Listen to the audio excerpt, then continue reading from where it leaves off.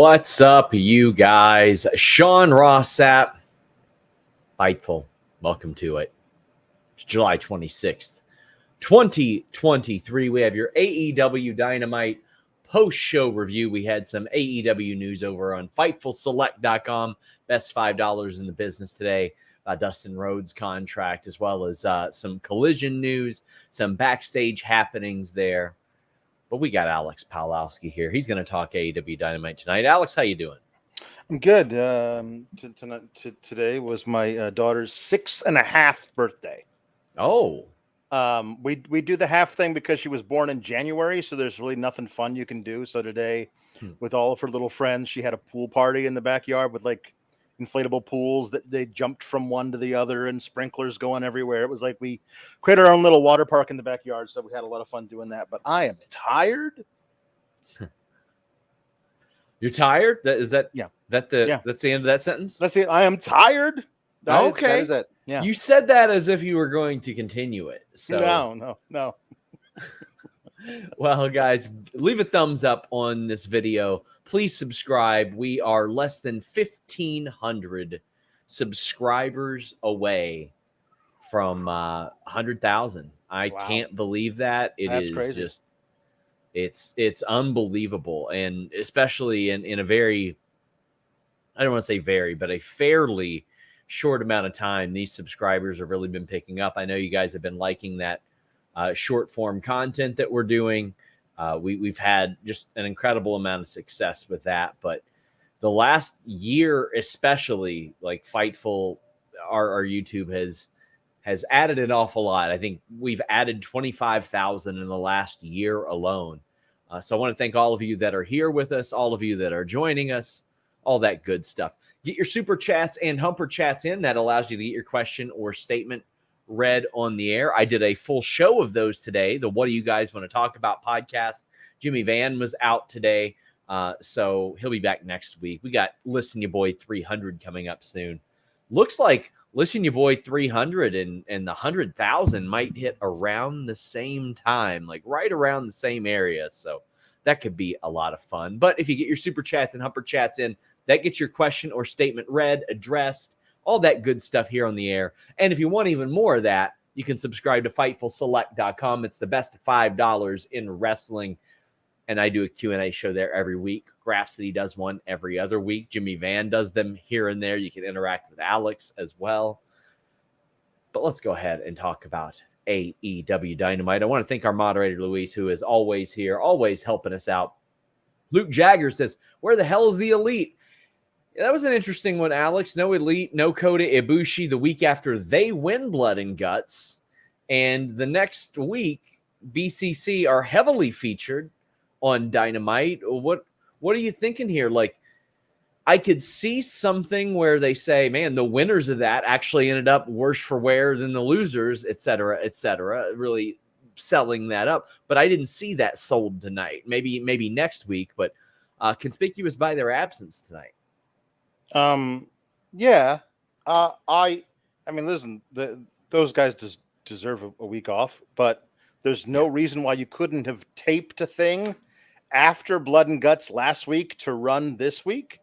There's no reason why you couldn't have done that. So they would be included on the show in some way. Like the backstage Cole and MJF and FTR stuff was recorded last week and broadcast this week. Yep. I'm totally behind the idea of giving those guys a week off because they've been working really hard. I don't necessarily need to not see them at all or even have them mentioned, really. You could figure out a way to get them on the show in some way. Yeah. And I was very surprised that they didn't and that there wasn't much of an explanation. Yeah. I think that next week you'll probably see an answer. I mean, I hope so. For this. It's the 200th episode of Dynamite. The Elite, it contains Kenny Omega, Hangman Page, and the Bucks. I mean, the like absolute mainstays and some of the biggest stars that they've had in these 200 episodes. They better be there live. Also, it marks less than a month like this week is actually a month from All In. That's like next week is we're into August. Like we got stuff to do to set up this giant show you've sold 70,000 tickets for. Are we gonna get some matches made for that, or what's going on with any of that stuff? I'm just wondering. Well, I'll tell you what was up with the start of Dynamite and Absolute Empire. Yeah. Last week when Darby Allen went to bat for AR Fox, this was set up just fantastically based on what happened, I thought. AR Fox has been off TV. I mean, largely. I don't want to say off TV because somebody would be like, yeah, he was on Collision in week 1 and he lost a 10-minute match against. Yeah, no shit. Here's what happens. People show up. They have absolute humpers. They don't win them.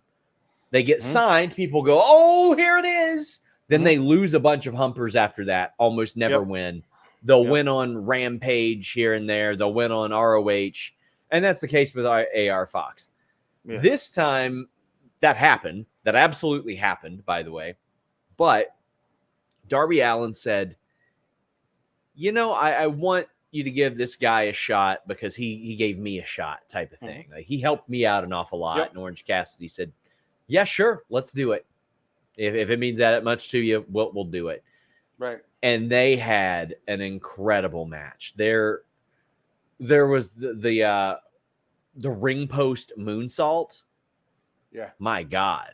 Like it was, I look at that and I'm like, okay, that's something I've seen before, but he just does it so smooth that I'm like, Jesus Christ, man. Yeah. This was the thing. This reminded me of like almost like 2019 AEW, where it just started off with a slapper, and you're like, hell yeah, AEW, the in-ring stuff. This is what I tune in for. This was spectacular. Yeah, I really enjoyed, honestly, the Darby video package prior to the match, further deepening that story of him and AR Fox, where AR Fox welcomed him into his home when he had nowhere to sleep when they were training together in Atlanta, to deepen that story so that when the turn happens, it's all the more tragic. And the match was, as you said, a humper. And I don't think we expected anything less. But the moonsault, the running moonsault thing off the ring post was made even better because of what Orange was doing when he took it. Yes. Like he was hurting and kind of walking away on the outside. Like he was like, I need a breather. I don't like this right now. I need a second. And he was just kind of walking, trying to catch his breath, and then a man moonsaulted onto his face. Like it was great. It was those are the kinds of sells and setups for dives and things like that I really appreciate. So it doesn't look like I'm watching a guy wait for 5 seconds to have a man dropped on him. That was the opposite of this. I love that. I thought all of the false finishes were really great. I thought there was a second there were like, they did all this really deep backstory stuff for AR Fox. So are they gonna do a little program with AR Fox holding the international title and then feud him against Darby Allen? Like the turn happens with AR Fox as the champion. Like what? Like there was one near fall where I really bit, and I don't normally bite on guys like AR Fox in this, and I don't think I would have had they not done all of that setup. They're also telling the story about how Orange Cassidy just never says no to anybody. And as a result, they're like, oh, his shoulder is taped up because of this match. His back is taped up because of this match. You can't see it, but his knee is taped up because of this match. Right. I love that. It almost builds in, if and when he ever loses this title, it builds in a ready-made thing, and then he can take a couple weeks off maybe. But that is an interesting story that they're telling. Limitless Ron Lee says that Orange Cassidy and AR Fox match humped. I hope AR Fox fully turns heel, cost Darby his match, and joined Swerve with Mogul Embassy. He sent this. I just want to say, He sent this at 8:57 p.m. Eastern. Limitless Ron Lee did. So he manifested this, which we are going to talk about by the end of the night. Ryan Fields says, Moxley winning the international championship would give it more credibility to first to ever hold the AEW championship and international championship. So after this match, Orange Cassidy, puts the sunglasses on AR Fox, raises his hand.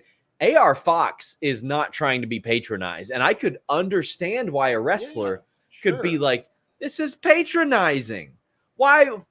Like, Orange Cassidy has shown himself to be a good dude. He's a good within dude. The context of this. And I don't think he meant it patronizing. No. But I understand why someone would take it as a patronizing act.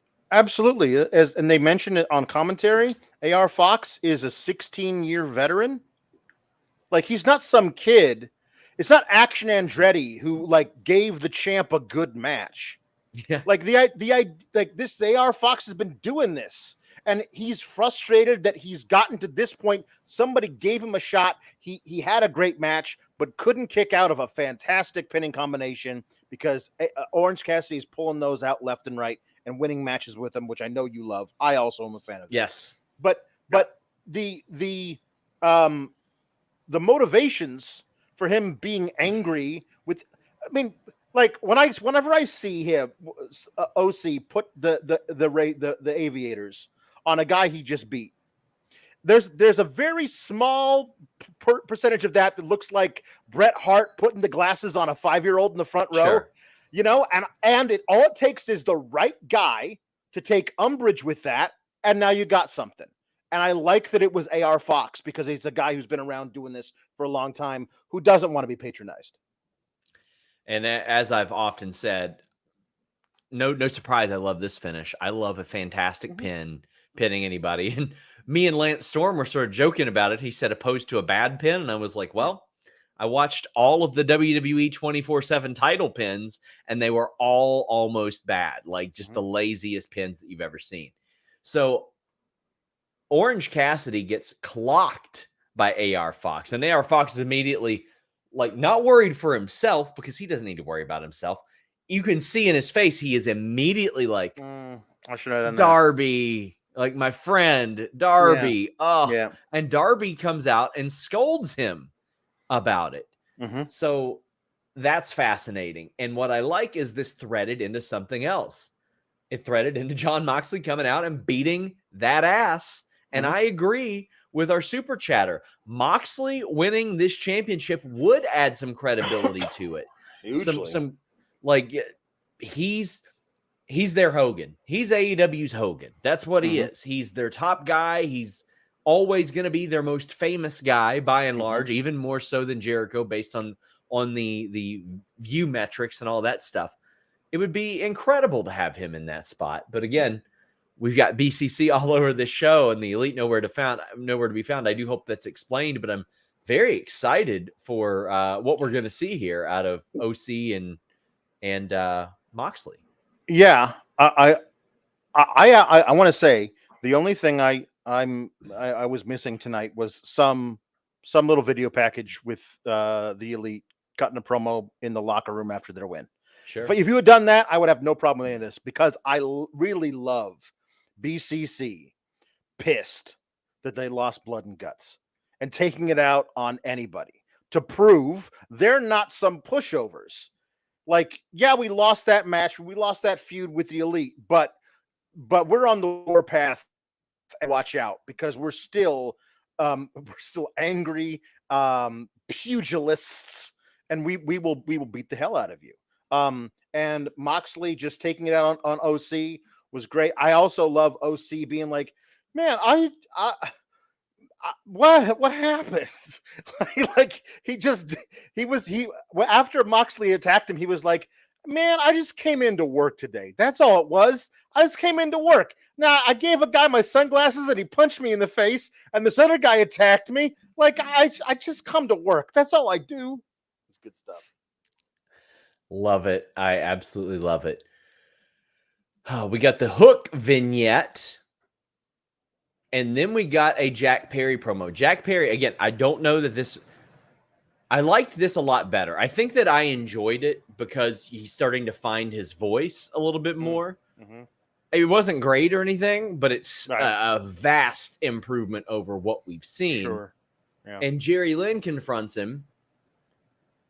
And now keep in mind, this is the chain of reaction. He denigrates Hook.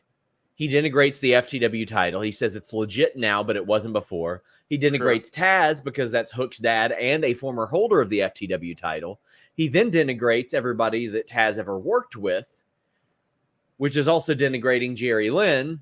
And Jerry Lynn is there to get into his face, but apparently they're going face-to-face next week. Now, I would be shocked if this led to anything like a match, because Jerry Lynn hasn't wrestled in, God, I don't think he's wrestled in over a decade. And he's like, a lot of people don't realize how old Jerry Lynn was when ECW was going on. Like, he's 60 now. Mm-hmm.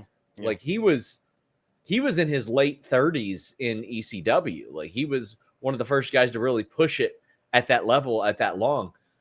I won't say that this was great, but man, this is him finding his voice, and I'm really enjoying how that's progressing so far. The Jerry Lynn thing also kind of makes me wonder. Our own Bobo DeFelice on Twitter was speculating maybe Jerry Lynn will have a champion, someone he will bring in to have the match with Jack Perry, because all the promoter for next week is a face-to-face between Jack Perry and Jerry Lynn, which is the perfect time for Jerry Lynn to bring somebody else in to go face-to-face with Jack Perry. Bobo was speculating Rob Van Dam or somebody like that, another ECW guy, history with that promotion with Taz and things like that, to Perry to teach the young man a lesson type of thing. This is fine. I'm reserving judgment until I can see what they're really gonna do with Jack Perry. I think it was the right call to put the FTW belt on him. And now we'll see what this becomes. Immediately in my head, when it's Jerry Lynn out there and he's talking about all the people in your generation, I think of one guy that would possibly come out and defend him, and that's Rob Van Dam. Right. I've got zero insight to imply that, but sure. I got about 6 messages immediately from people asking me, is it Rob Van Dam? I don't know that, but listen, I think every time I see Rob Van Dam, I think, he's got enough in the tank to where I could watch him one more time. He's 52 years old. He's taking care of himself better than almost every other 52-year-old in wrestling, period. So, yeah. Meat Norma says, I'm skipping cocaine sharks for you two sirloin beefy boys. Jack needs Don Callis more than Jericho at this point in time. You know what? I like that combination. I really like that combination. PAC defeated Gravity, and after this match, Gravity is certainly going to be forgetting a lot of things. They booked this for the memes. That's it. Gravity's great. Oh, it's great. They booked this for the memes, and that's it. They were doing a lot with this. I like. There's the clever, I wonder if Gravity remembers him now kind of thing that we thought people were going to be doing outside of the company, but the company was doing that the whole time. For a time, PAC was known as the man that Gravity forgot. I wonder if Gravity remembers him now. Like it felt like it was just a little bit too corporatized, but I loved PAC being like, "Hey, it's me. You remember me? Look. Hey, you remember this face? It's me." And Gravity being like, "I don't know what you're talking about." I mean, when I look at stuff like this, Tony Khan is very aware of what's online. Oh, yeah. I mean, come on, like, sure. They ran a Nick Wayne video package about his dad. Well, look who Darby's facing at All Out. He's facing Luchasaurus and Christian Cage, the guy who is Now, Sure. no, like they make memes when somebody's got a father that has tragically passed away. Right. They make a Right. meme with Christian in it. Like, Absolutely. he knows what he's doing. He knows what he's doing. Arzos says this chat is for Alex to talk at length about the Yas nonsense. Also, Gravity is Buzz Lightyear. Is he Buzz Lightyear to Bandito's Woody? Yeah, they're brothers. Yeah, So basically. yes. Yes. Yes. But Yas is splitting up, by the way. Jericho and Don that's are doing an pretty interview. obvious. Yes. They've leaned into this just a number of times. Yeah. But Jericho and Don Callis, Don tries to offer him a piece of art. Mhm. I do love all the art. I love that Don collects art of himself. Yes. That is very on the nose for his character. But Mhm. next week, he has booked a match with Jericho and Takeshita against Garcia and Sammy. And as a result, Yas confronted Jericho backstage. Yeah. I actually kind of appreciate that if you're gonna do this prolonged breakup thing, having Hager, who's known Jericho maybe the longest of these guys, coming to him one-on-one. He's already had some stuff between him and his two sons, Garcia and Guevara. Like that is extending toward next week when he has a match against them. So then bringing all the rest and the rest of Yas into the locker room to kind of be like, so what's up with this? This doesn't make a lot of sense. I don't like any of this. But I did really appreciate the guy to have the last word and be serious for a minute is Daddy Magic, who did none of the Daddy Magic stick. He was like, hey, figure it out, man. This should not be that hard. Like, and he's right. It should not be that hard. Like, I mean, you pick one. Like, I don't think it shouldn't be that hard at all. But I thought this was decent, and I'm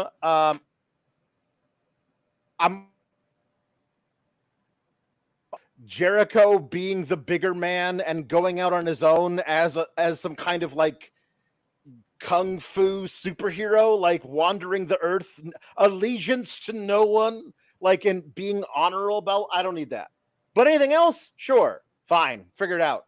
Let's do it. Why not? Tom LaValle says, I love all of Don's art is Mel Coleman. Mel Coleman is one of the best people in wrestling, around wrestling, period. Just a wonderful person and an incredible talent. Go check out Mel Coleman art on Twitter and on Instagram. She does some incredible stuff over there, and I just want to show her all the love in the world. JW Pringle says, Jericho, the Gorgonzola of rock and rolla, cheesy good. Yeah, he's very cheesy. God. He's very cheesy. Ryan Fields says, what's worse, AEW's picture-in-picture constantly or WWE running 2 commercials for one match? Picture-in-picture is so hard to keep up with. I'm going to say WWE running 2 commercials for one match without a doubt, because at least you can see in picture-in-picture. But listen, they aren't technically a sponsor for July, but they're back for the rest of the year. Just get nordvpn.com/Fightful and watch the fight stream. Like that's what y'all need to do. It's a fantastic service, and I'm very excited to be doing their reads again in August. MJF and Adam Cole interview, and then we got the FTR interview. I loved these. So I can tell you that MJF is very much, even though I've heard that they've gotten along professionally and all that stuff, MJF has certainly told people internally, like, I can't win with Dax type of thing. And I'm always, like this when MJF says anything. And Dax even, because they're both super workers. They're both fantastic at it. Oh, absolutely. But I know both of these people, and I know their personalities, and I know that one offhand comment in a promo that the other one doesn't know about can just fire them right back up. Sure. And I believe it. I love it. I can't even cover all the stuff that MJF said, but he's like, nope, no flips, just fists. I'm going to take my fist and shove it so far up your ass, you're going to taste CM Punk's jockstrap. Damn, that was good. Cash, brings up the Pinnacle, brings up MJF's fiance leaving him, which I think this is the last time that can be mentioned. I think 3. It's like a 3-time thing for a while, and it's like, okay, we get it. With that. Like, he doesn't care that much, I'm sure. But the promo was real good. Everything to build this was real good. I've said this last week. If they put this on All In, I would not have batted an eye. I would have been like, yeah, sure, of course. Yeah.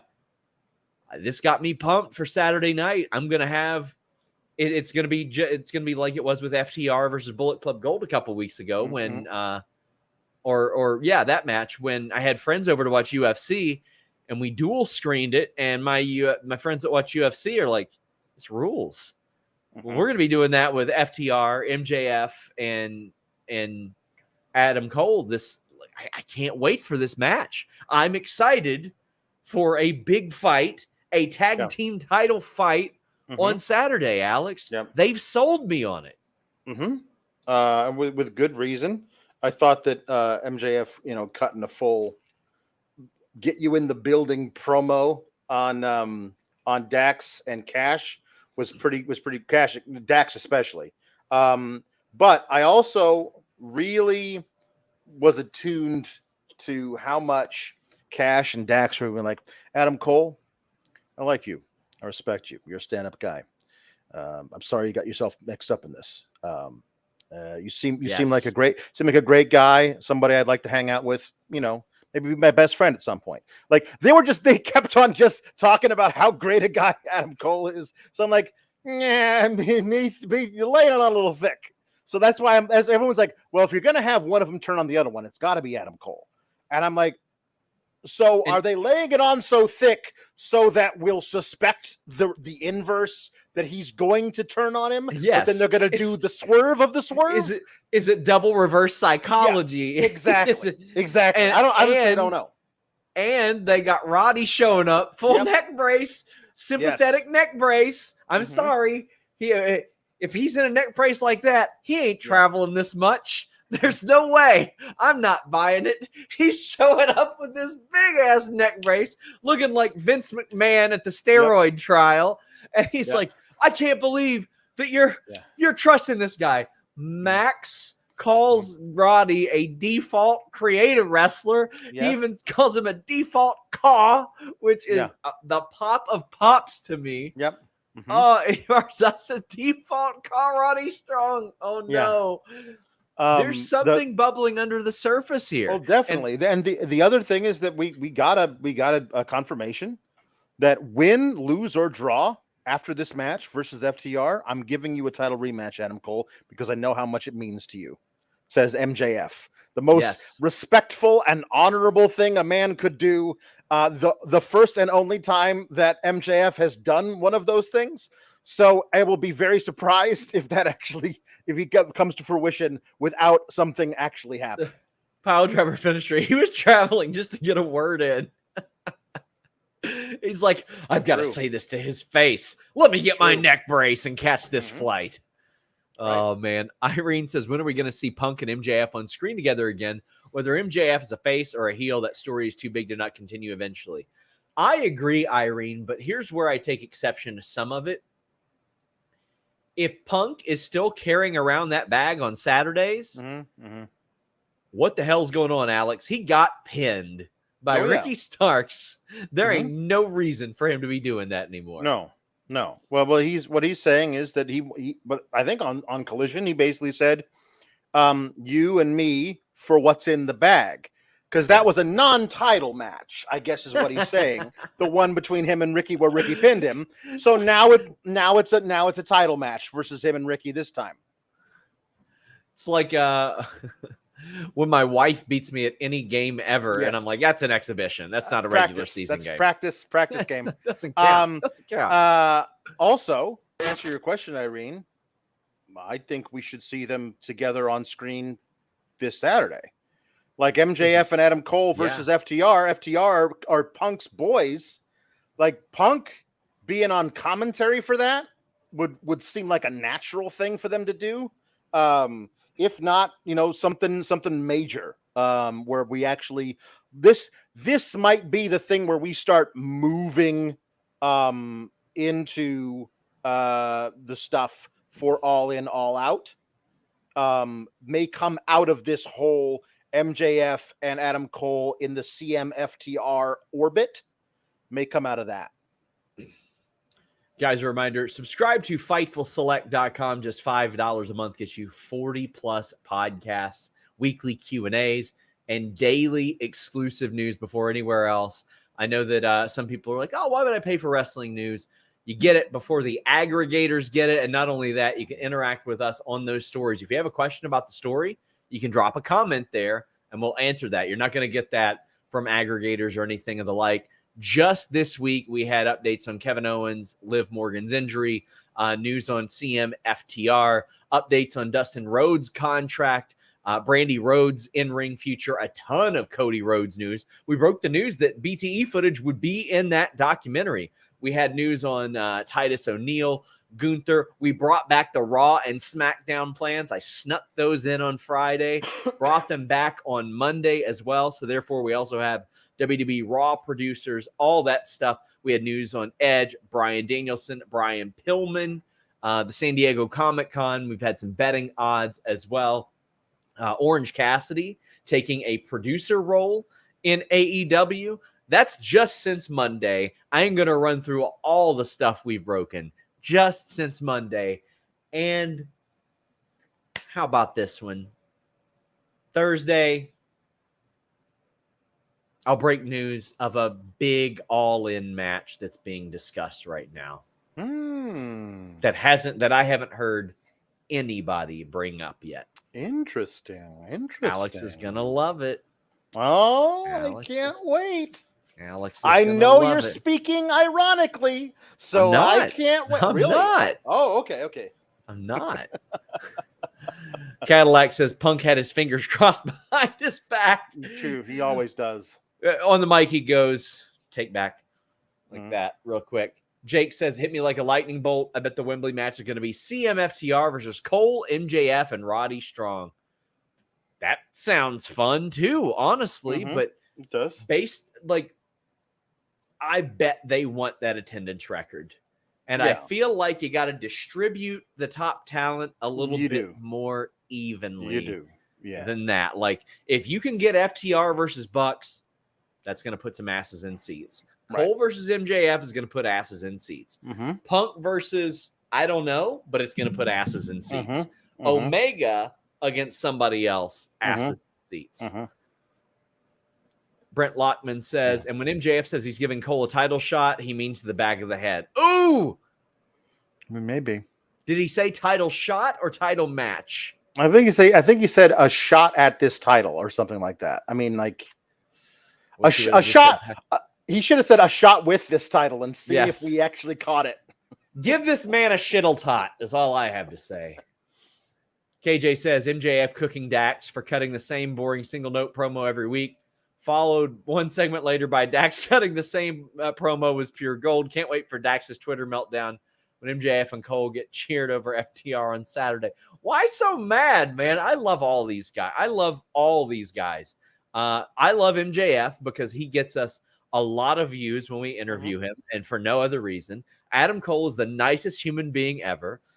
Dax Harwood puts me over publicly, and that I appreciate. And Cash is just a nice guy. I really do admire Dax's passion, and I can tell you, man, a lot of times that passion does get caught up in a lot of people, and sometimes it can look unbecoming at times. Sure. Daddy Ass vignette. So we didn't get to talk about this, but Daddy Ass got kicked square out of his boots on Saturday. He took his boots off and left them in the ring. This guy has been wrestling on TV since 1989. In 1989, he faced Sting on NWA TV. And then get this, Action Mike Jackson, Alex. Wow. The 70-year-old who walked the ropes on Impact last year. Yeah. took on the Road Warriors for the World Tag Team titles Wow. on TV in 1989. He's still doing it. I believe it's an angle, but Austin Gunn, I want to put over him for going on Twitter and being like, you know what? We don't see eye to eye. That's my dad. I love him. Thank you for what you did. I love that. I'm invested because Billy Gunn is a perpetually jovial man. He's always got a smile on his face. You can tell how much he just loves to be in the business of wrestling because at this point, he probably don't need to be anymore. And damn, I'm interested in this. I am too. I immediately was struck by the similarity of this match to the one before it that they had against House of Black, where neither Bowens or Caster could do anything, and they tagged him in for a hot tag, and he comes in a House of Fire, and then he gets caught by one black mass and goes down. And that's a one-hitter quitter. If it hits anybody, they're out. So that there's no shame in that. But whatever the House of Black whispered to him after the match was what put him over the top and said, I can't do this anymore. And honestly, when they were whispering to him, I thought they were like low-key recruiting him. And I was like, that would be really interesting. This is all very intriguing to me. And not the least of which is that House of Black gets to be the catalyst for something happening elsewhere because he's mostly doing Andrade stuff now. So it was just a little catalyst to start a story for Daddy Ass.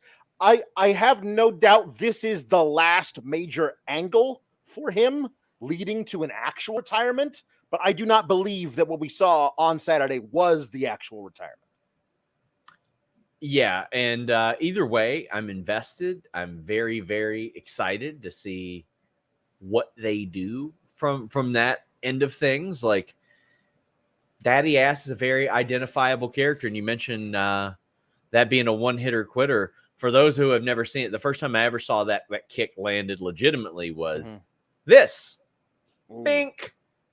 Terry Edson Barboza, and that one conditioned me. So when Malachi Black, Aleister Black started to use that, I was like, oh, that's good. Like if he would have walked in and did that to Brock Lesnar or Batista or Bobby Lashley and they stiffened out, I would have been like, all right, I buy it. I buy it.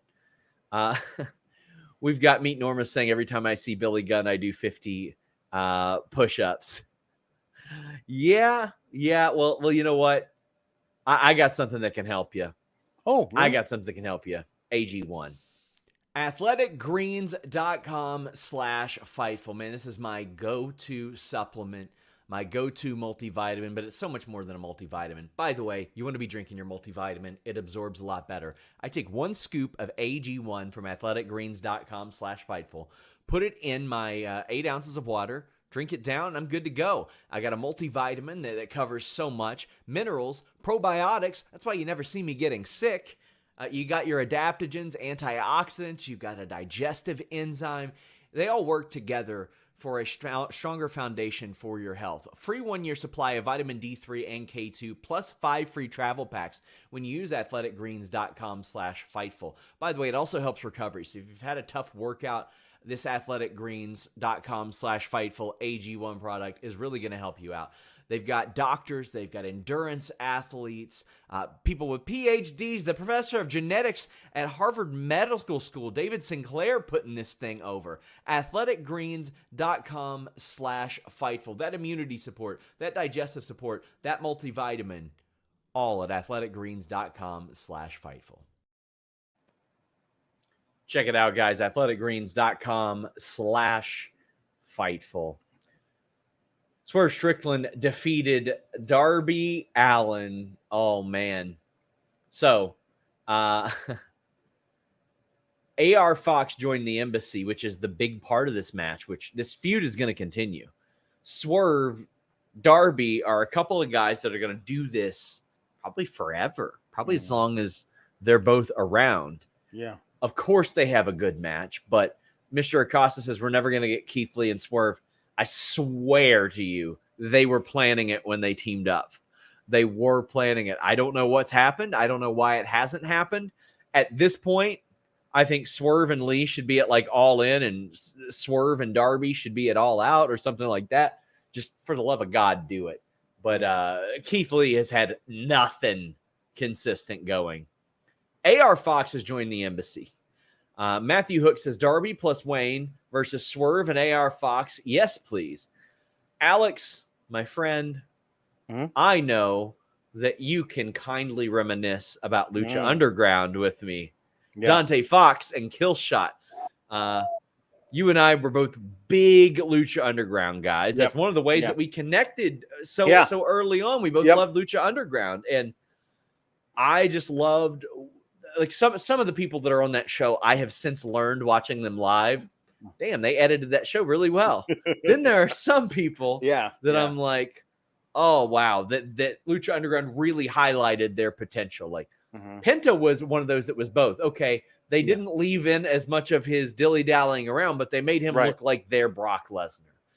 And Helico looked like a major star there. Son of Havoc, Ivelisse had these great storylines. I love Dante Fox and Killshot. And now we're seeing a bit of a reunion here. I dig it. During Ultima Lucha Tres in the third season, which is their kind of like their WrestleMania, there was Dante Fox versus Killshot in a Hell of War match. The backstory was they were in the same company of like Army Rangers, and Killshot hit Dante Fox with friendly fire, or was it so friendly? But he survived and came back. That was a great show. But so I love the idea that these guys like bonded back then, 7-8 years ago, and it's a really cool connection that they have. And it's a perfect fit. Also, I wonder, because Brian Cage is teaming with Big Bill again in this tag team battle royal that's happening on Rampage. If like the embassy is like the Mogul embassy is, maybe they say we see a lot of potential in Brian Cage and Big Bill as a team together. So maybe they're like rejiggering the roster of the Mogul embassy, and they want a serious lieutenant for Swerve there, and AR Fox is the perfect one. And also, hey, that moment where Darby got up in the face of AR Fox when he was trying to be like, listen, I'm sorry, I know I messed up, I made a mistake, I'm sorry. And Darby was just reading him the riot act. Like, I totally get why he said, you know what, screw you, kid. Like, I trained you, and like I made a mistake, but how many mistakes did you make? And I didn't judge you for those mistakes. Like, there's a cool, honest, real backstory, but you could write for them. And the best way to piss off Darby is to go and join up with Swerve. And that Darby and Nick Wayne versus Swerve and AR Fox match is going to be brilliant. And also, at the same time, I feel like we need the Keith Lee versus Swerve match. We should have had it months and months ago. And you can't really honestly do it until all of this gets finished, which at the pace they tell stories will be sometime in 2024. It is a frustrating thing to watch unfold in that sense, but at least I am excited for these ingredients to meet each other. But also, I think that Keith Lee can probably get a win over Swerve because of Darby and Nick Wayne as well. So Brent Lockman says, one day I swear Excalibur is going to refer to Jeff Cobb killing and eating people in another life. Lucha Underground was the best. Yeah, absolutely. Yeah, it really was. We had a Britt Baker interview, and then she defeated Taya Valkyrie, and Taya controlled like 90% of this match. It felt like she was just whipping Britt's ass. Arza says Britt needs some time off to get healthy. Andrew says Britt needs time off to get training. I don't think she needs training. I mean, she's got great training. She's working often, but if I know Britt as the way that I think I do, she also ain't going to take off time if she needs to heal anything up. I'll say this. There are other things that the people just aren't aware of and don't need to be made aware of that she's sort of battled and went through. And overcome and that, you know, make her tougher than most people that you will see in wrestling. But we've seen her work through injuries a number of times, Alex. I don't know what she's dealing with now, if she's dealing with anything, but she took about a month off. She had about a month off after the Colorado Spring show. She worked like 3 matches that week, and then she's worked 3 matches this month, although last week's was very abrupt. But that wasn't even the talk of this match. What was the talk of this match was Patchy Rick saying someone in the truck is sick of Tony's bullshit booking of the women's division, and I respect it. Tom LaValle says book the women's division better. And Dante V says book the women's division better. Yeah, Tony, listen.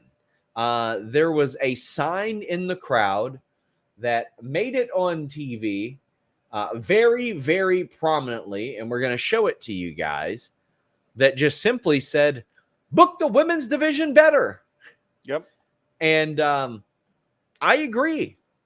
Yeah. And I've mentioned this in the past. Like, there have been some in the company that I've spoken to, and they've said, oh, yeah, well, it doesn't draw as well as. And I'm like, well, that's a bit of a self-fulfilling prophecy, because if you don't book satisfying storylines, then why not? Then how are they going to? How can people get invested?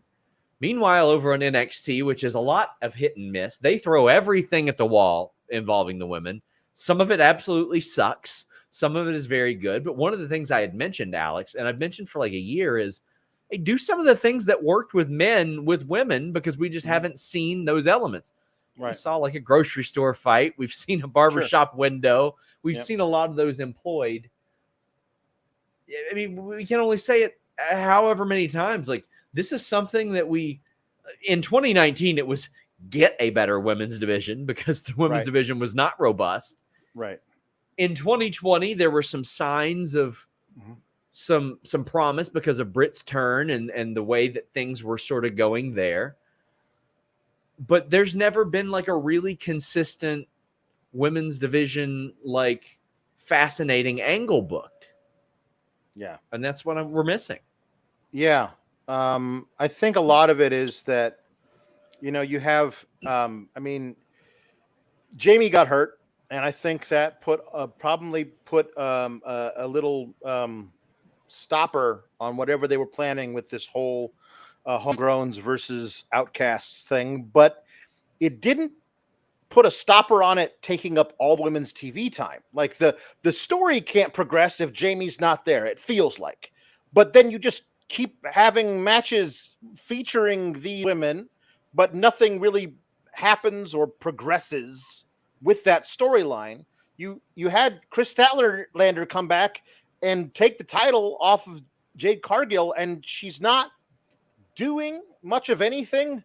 Like, she's having matches and winning them, and that's good, but there's no storyline there, which is honestly what a lot of people had a problem with the Jade Cargill reign of the TBS title, is you didn't give her storylines. You just had her beat women. And here's the problem with that is there would never be substance to develop a contender. It was, hey, we got a contender in a couple of weeks, so here they are winning a match, as opposed to this person is so overwhelming or fascinating or interesting or in that women's division, like dominant, to where, well, we got to see them face this person. It's just never that. And I did like the pre-show or the pre-match promo and Nyla and Sheeta getting promos too. I was very happy about that. That's cool. Nyla and Sheeta, promote the hell out of that. That's going to be great. I like that the winner of that match gets to face Tony Storm, which is good. That's very good. What I'm saying is that the same guy who books the women's division on Dynamite also books ROH, which has all kinds of great women's matches. And I believe, for my money, the best women's champion in the world right now in Athena. And she and Willow just had like an amazing match on pay-per-view. So like, he knows how to book women and also champions that feel impressive, and you can book a storyline to get to a big title match and make that title match feel like a big fight. So maybe it's not Tony's deal. Maybe it's a directive from the network, because ROH is not on TV. I'm just saying, like, maybe it's a thing like I had never heard it. When I asked, I was told it wasn't, but that was a couple years ago. I think I'd be able to find out a little bit more now. Arzaz says, as fun as the meme match was, you can't tell me that time wouldn't have been better spent on Stat or Tony, or just put Nyla versus Shida on Dynamite. I think there are plans for Britt. I think they're like they want to sort of reestablish her as a singles, as best that I know. As best I know. But that could always change. Mr. Acosta says, don't want to be that guy, but the opening match doesn't have to be 20 minutes long every time and have a bunch of false finishes. Give that time to women.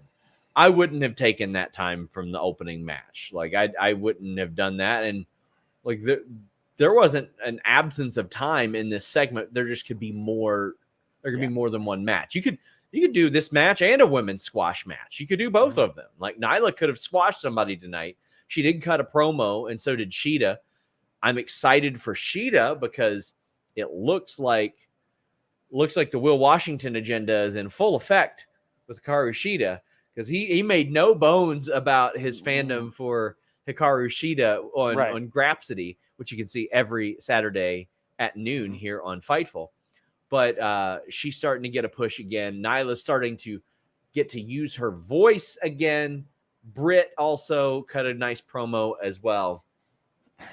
Shot Kid says, don't know why, but the fact the shot lingered on the sign made me a bit suspicious, because if it was a mistake, wouldn't they cut away immediately? I mean, honestly, if I was a producer and I had accidentally cut to that, I would black out the few seconds that it was on the air. So that did cause me some like, interesting. But then again, there were like, I don't know if I had ever revealed this, but do you remember when like the big no popped up on screen? Yeah. That was an accident. That was nothing. That was literally nothing.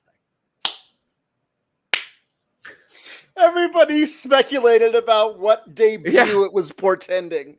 What crazy repackage of somebody's going to be Dr. No or something. No. Listen, I could have got at least 2 Fightful Select subscriptions out of that.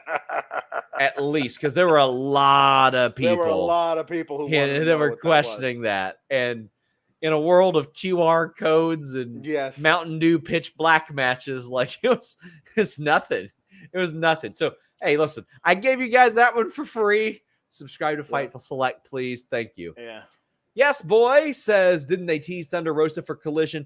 That was more of a, oh my God, she's here type of thing. She was not ready. Right. She was not ready. Yeah. Zach Barber says, any update on Jamie Hayter? Anything at all? Will she make it to Wembley? It'd be heartbreaking for her to miss that opportunity. The last update I heard wasn't an optimistic one, but there's still a month. And sometimes optimistic updates can be not so great because, I mean, look at Liv Morgan. We had reported that WWE thought that she would be out all year or all summer. She came back way sooner than that. And what's going on now? Yep. There you go. We get the Rampage tag video vignette. Rampage has been doing some fun stuff, man, between Royal Rampage and a lot of this, they'll just throw slappers on there. And I'm like, all right, that's a wrestling fan's wrestling show right there. Yeah. I dig it. Matty Nice says, what's the status on Mark Quinn? I will find out. He's been out for like 8 months now. Buddy, on Andrade video to promote Collision. That's a wrestling fan's wrestling show too, right there. Yeah. Couple guys that fortunately are being used again. Yes. Lucha Brothers defeated John Moxley and Claudio and Best Friends thanks to Orange Cassidy, but also thanks to some confusion with the legal man. Trent has the win, but it's not on the legal man. And that's because Orange Cassidy has come down to the ring and John Moxley has had enough of this. Well, it's a triple threat match, so there are no DQs, and Lucha Brothers get the win. I think this was a fantastic booking call because BCC don't need the win. No. Best Friends are tied to Orange Cassidy. I kind of hope this leads to a little bit of, man, what the hell? It adds some intrigue to me. It builds Moxley and Orange Cassidy, which I am stoked for. And Lucha Brothers could stand to win some big matches. And this was a big match to win. I thought this made a lot of sense. I hate it for Trent and Chuck because we were reminded like, oh, it's been 3 years since they had one of the most incredible pieces of TV in AEW history. But yeah, I thought this was fun. It is very funny to a lot of people on my timeline when watching an AEW match where it never feels like anyone is the legal man, really. Yes, technically, John Moxley was legal and not Claudio, but it never feels like there's a legal man in any of these matches, especially when Rick Knox is refereeing. So it feels like you just decided arbitrarily to play by the rules for these 5 seconds of a match where everything goes. And I get it. This is something we've talked about before. I wish you would see certain wrestlers angle for certain referees. Like FTR want Aubrey because they know she'll uphold things, or Bryce. Meanwhile, the Young Bucks are like, give us Rick. Please give us Rick Knox. Now, somebody says, no DQ, but tags. Yes, because tags determine who the legal man is. Right. And you don't have to be DQ'd, but you're not allowed to pin somebody or get pinned if you're not tagged in. So there is some psychology. If it's a triple threat tag match, then you have to pin the guy who's been legally tagged into the match. If it's a tornado tag match, which honestly, most of the booking of these matches feels like it's a tornado tag, even if it is. Idea of the frustration of best friends thinking they had the match won thanks to their buddy Orange Cassidy's interference, and yet no. And also this shakes out to be something fun in the next few weeks, because Orange Cassidy and best friends, that's a trio right there. Moxley, Claudio, put Yuta in there, that's a trio. Also Lucha Bros, who do they usually run with? PAC, who's on the bad side of BCC. So there's a 9-man tag thing that could be really, really fun.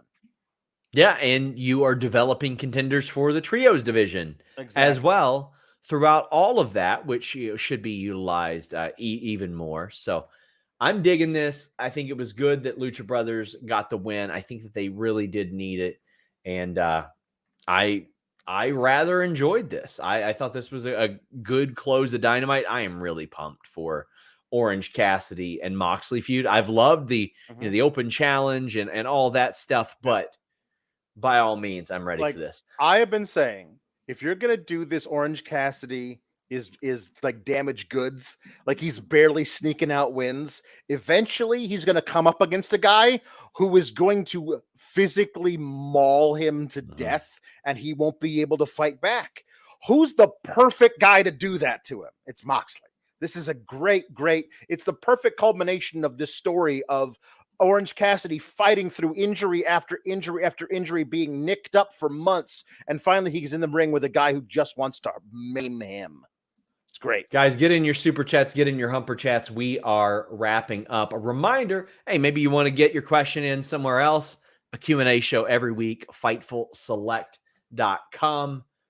You guys will love it, I assure you. Vicky says, hey guys, much love. Rough week. Sting news, please. He's still healing up. He had to get stitched up a little bit from that ignorant spot he did a while back. I don't know who told him that was a Grandpa, no! Like, it was just like, what are you doing? You don't I need remember to do that. I remember I had a WrestleMania watch party, and it was the year that Finley and Ric Flair were in the Money in the Bank ladder match. Oh, Jesus. And I had a very casual fan that joined us, and he was seriously concerned. And they're up for the superplex, and he goes, no, he's too old. He's too old. Like that.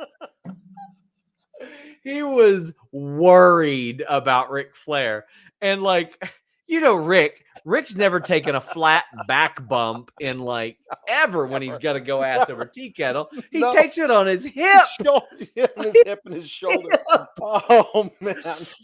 Oh, it was so bad. It was so bad. Oh, wow. Guys, thank you all so much. A reminder, share our fantastic videos that we're posting. We have really, really leaned into short form content, event footage, interview clips. I've got a series on our shorts, whether it be TikTok, YouTube, Facebook, Instagram, and here of it's called Real Fights in Pro Wrestling. The most recent one is Bill Goldberg throwing Evan Courageous across a hall because he was grabbing his own nuts. There's JBL, Joey Styles, lots of cool stuff there. We are using our Facebook a whole lot more. Chris Van Vliet hit me up and he's like, you need to use that a lot more. Mm-hmm. There is an untapped audience over there. So we are tapping you, audience. We're tapping you real good. Yeah, that's right. Check it out. Alex, tell the people where they can find you. You can find me on the X at Alex Sourgraps.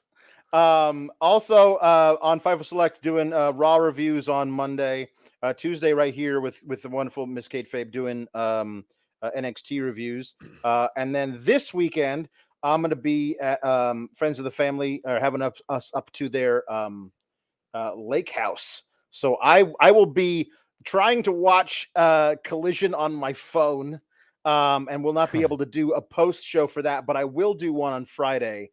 Okay. We'll probably do a little Rampage watch along while talking about Smack of the Downers. Corey, I just saw your Humper chat says, for Sean, AEW missed listen, your boy wanted to ask, Ricky signed in 2020, right? Assuming option years, his contract shouldn't be up for some time. Can you find out? I'll be honest with you. I have flat out asked Ricky Starks about his contract 3 different times. One time he said, that is not information that I will ever give up. He wants to play it close to the vest.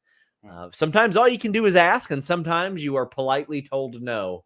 But I have asked. I will continue to ask because 100% of the time, like, I believe that if Ricky Starks is available in the open market, WWE is going to want him. However, I thought the same thing about Switchblade Jay White, and here we are. Yep. David Colon says, no DQ but tags. Thanks for explaining. Yeah, no problem.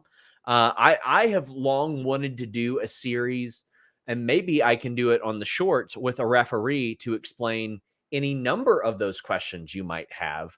So that might be a series that we work on, guys. But thank you all so much. I truly appreciate each. Yes, there will be a Great American Bash review on Sunday. It'll be me and Kate. So there you go. Hot diggity dog. Until next time, guys, we're out.